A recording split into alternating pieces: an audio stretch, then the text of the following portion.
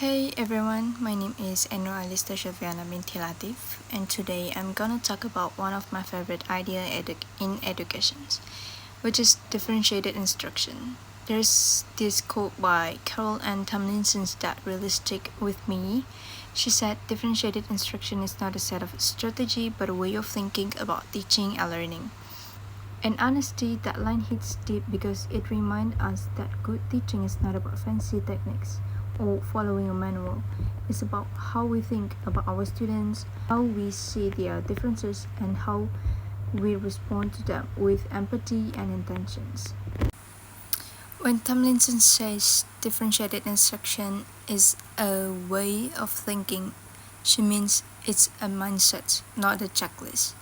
It's about realizing that every student in our classroom bring a different story, different strength, and different struggle. As a future TESOL teacher, I know my classroom will never be one size fits all. Some students might speak English confidently but struggle with grammar. Others might be shy but have amazing writing skills. If I just stick to one method, some will get left behind while others get bored.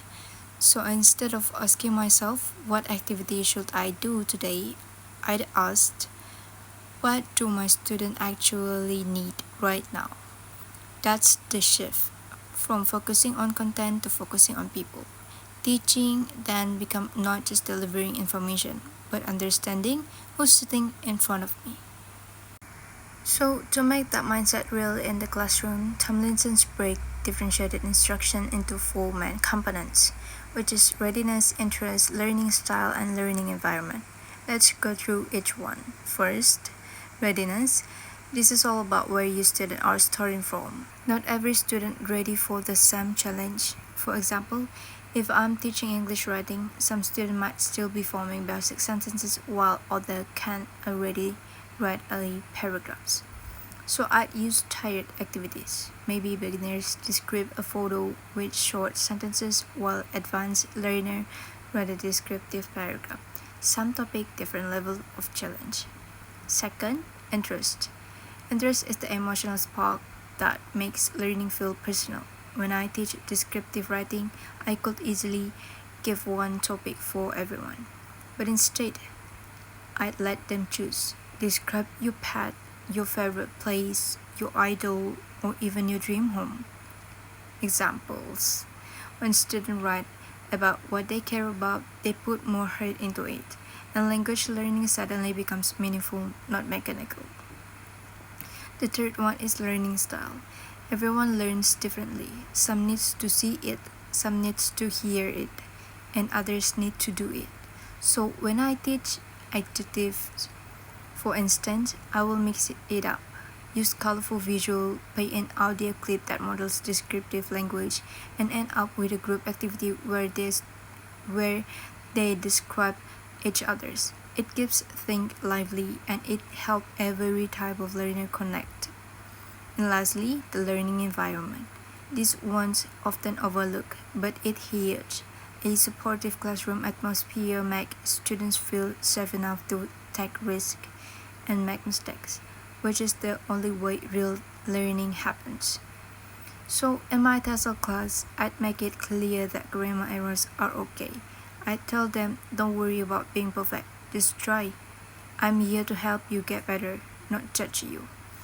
Even how I organize the class matters, sometimes pair work, sometimes group work, sometimes solo time, depending on what makes student most comfortable that day.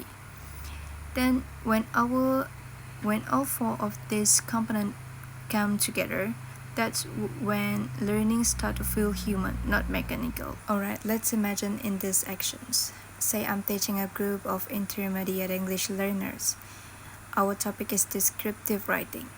First, I check their readiness. I'd give a quick warm-up, maybe ask them to describe a simple picture in 2 or 3 sentences. This tells me who already knows how to use adjective and who might need more support. Next, I tap into interest by giving them choices. They can describe whatever they like their favorite food, their bedroom, a person they admire, or even a fictional place. Choice gives them ownership. For learning style, I'd use multiple approaches in one lesson. Visual learner could analyze picture and brainstorm adjective. Auditory learner could listen to a short descriptive passage and note vocabulary. Kinesthetic learners could walk around the class in a gallery walk, each station having a different picture to describe. Then comes the learning environment, which ties it all together. I'd make sure everyone knows it's a safe place to try, make a mistake, and learn. After writing, they could share their paragraph in small groups. I'd model positive feedback like, "I love how you use sensory details here," before gently correcting grammar. At the end of the lessons, everyone reached the same goal, writing a descriptive paragraph, but they take different paths to get there. And that's exactly what differentiated instructions is all about. Okay, for me, differentiated instruction is not just a theory, it's a mindset that aligns perfectly with inclusive educations. It reminds me that being fair doesn't mean giving every student the same thing. It means giving each student what they need to succeed. As a future TESOL educator, I want to build a classroom where students feel confident to express themselves even if they make a mistake. I want them to know that learning English is not about perfection, but progress. And I will keep reflecting on my teaching, asking what worked, what didn't, and how I can adapt next time. Differentiation to me is a lifelong practice of understanding and evolving with my students.